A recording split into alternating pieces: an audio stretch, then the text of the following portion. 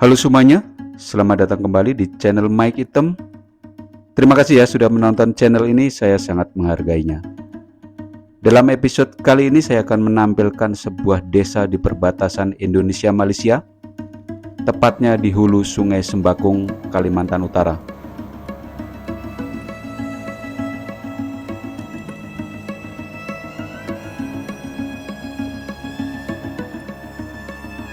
Di depan tadi ada beberapa babinsa mengawal kami untuk menuju ke perbatasan ini.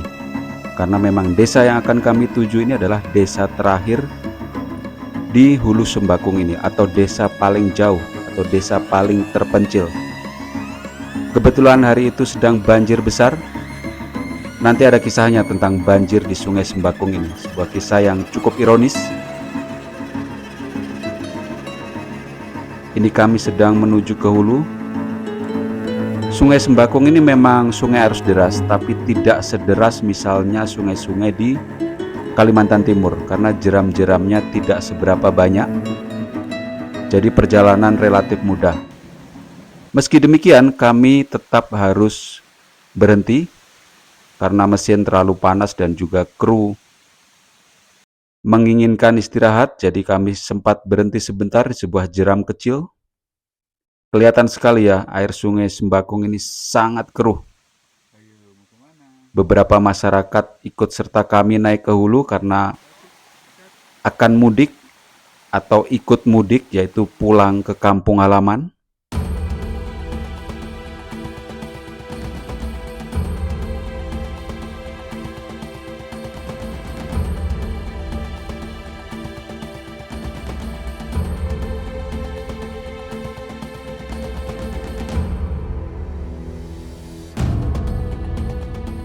Letak geografis desa yang kami tuju ada di bawah garis batas antara Indonesia-Malaysia kalau di Pulau Kalimantan ini.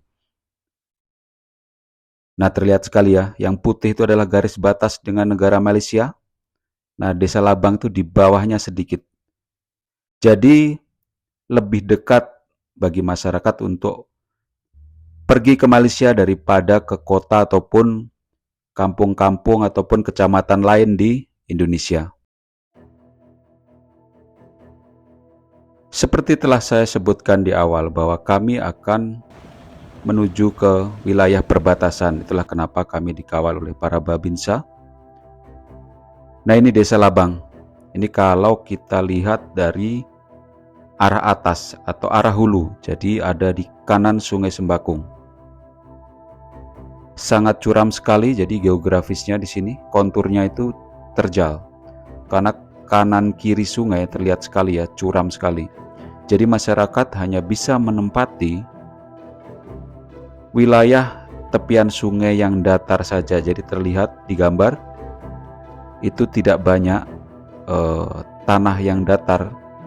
Jadi pemukimannya mereka ini memanjang.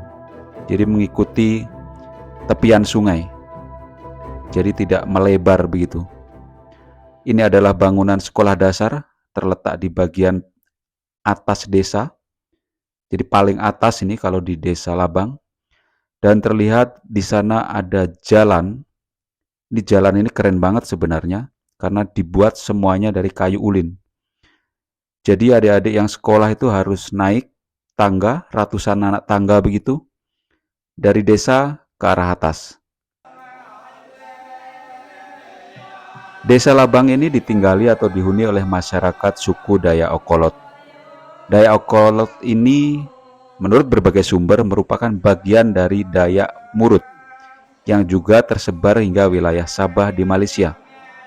Jadi mereka ini satu rumpun, bahasanya sama, kebudayaannya kurang lebih sama.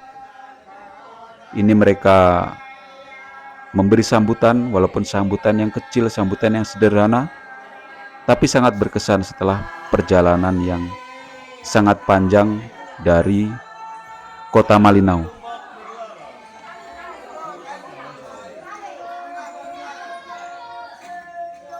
Ini yang selalu membuat, secara pribadi, saya selalu ingin kembali ke pedalaman Kalimantan, karena dimanapun kita hadir, masyarakat itu selalu antusias menyambut kita. Mereka akan berkumpul dengan pakaian-pakaian terbaiknya. Ada yang menyanyi, ada yang menari. Jadi selalu berkesan gitu, walaupun sederhana tapi selalu penuh kesan. Luar biasa memang. Ini ada salah satu tetua desa menari. Ini kalau di Kalimantan Timur, di Dayak Mahakam disebut Karangkayau. Jadi tarian perang atau tarian battle. Intinya adalah mereka itu mengucapkan selamat datang, tapi dengan berbagai atau dengan cara yang mereka bisa lakukan. Dan biasanya memang selalu kental dengan budaya.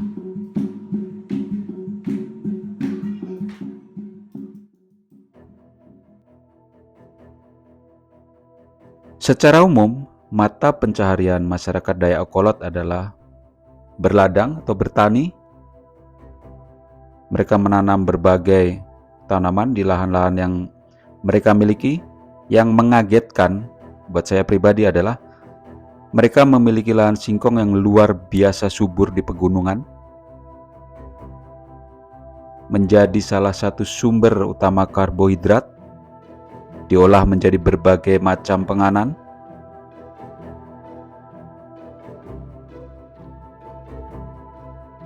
Ada juga yang menggunakan singkong ini sebagai sarana perburuan, yaitu sebagai umpan untuk mengundang ikan-ikan berkumpul.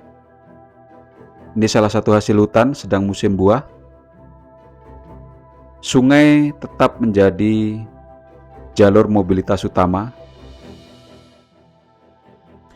Ini adalah contoh membuat penerangan tradisional, yaitu menggunakan bahan-bahan yang disediakan oleh alam, tetapi bisa digunakan untuk menerangi rumah ketika malam hari. Terutama di masa lalu ini sangat berguna. Di zaman modern ini rata-rata menggunakan genset. Walaupun sebenarnya pemerintah saya lihat menyediakan listrik tenaga surya, tetapi sering rusak. Ini adalah salah satu lahan pertanian yang ditanami padi. Jadi ladang yang ditanami padi, subur sekali.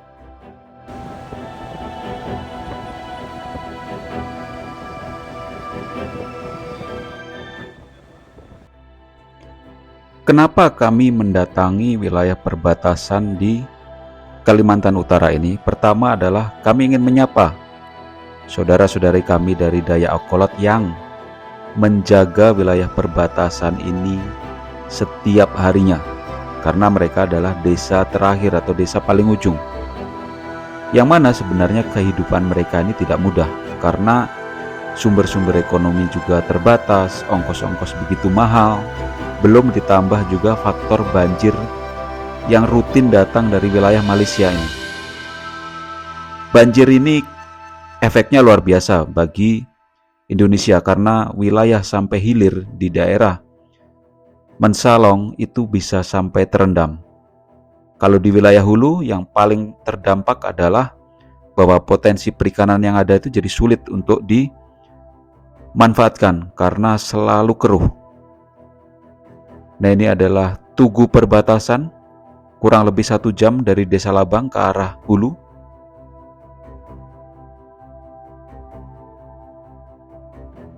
Kami tidak menyangka sih bahwa kondisi bendera di perbatasan ini waktu itu begitu lusuh begitu ya. Kami tidak membawa bendera baru untuk dipasang di sini. Jadi kami hanya sempat mendokumentasikan tugu perbatasan ini, kondisinya baik-baik saja. Artinya tidak ada yang mengganggu kawasan ini. Akhirnya kami tiba di Malaysia setelah melewati beberapa pos penjagaan untuk melapor. Memang kondisi desa pelosok di Malaysia ini luar biasa maju. Fasilitas semuanya tersedia. Bahkan sampai wifi pun di pelosok hutan ini pun tersedia. Pastinya kami harus menggunakan pas lintas batas. Ini salah satu contoh bahwa masyarakat memang harus berbelanja untuk memenuhi kebutuhan sehari-hari itu dari Malaysia karena lebih dekat dibandingkan kalau pergi ke wilayah Indonesia. Jadi memang benar bahwa berita yang kami baca sebelumnya, sebelum memasuki wilayah ini adalah warga Labang ini bekerja di Indonesia, tapi kemudian spendingnya itu di negara Malaysia karena lebih dekat. Jadi tak heran jika mata uang mereka itu ganda. Ada uang rupiah dan juga ada uang ringgit Malaysia karena memang bagian sehari-hari masyarakat.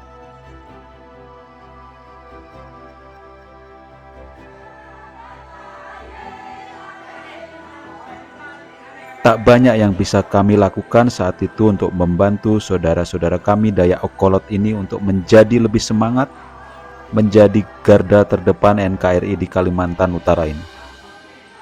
Yang bisa kami lakukan saat itu adalah mendokumentasikan sebaik mungkin dan mengabarkannya ke dunia luar. Saya yakin bahwa kondisi Desa Labang saat ini jauh lebih baik. Baik itu dari segi ekonomi, sosial, budaya, sarana prasarana, dan lain sebagainya.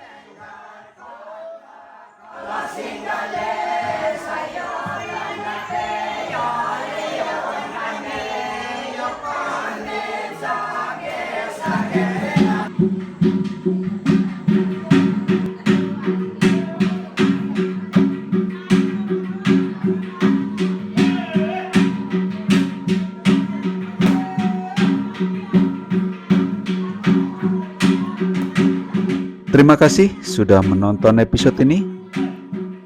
Jangan lupa like, subscribe, komen, dan share. Kita berjumpa lagi di episode berikutnya. Salam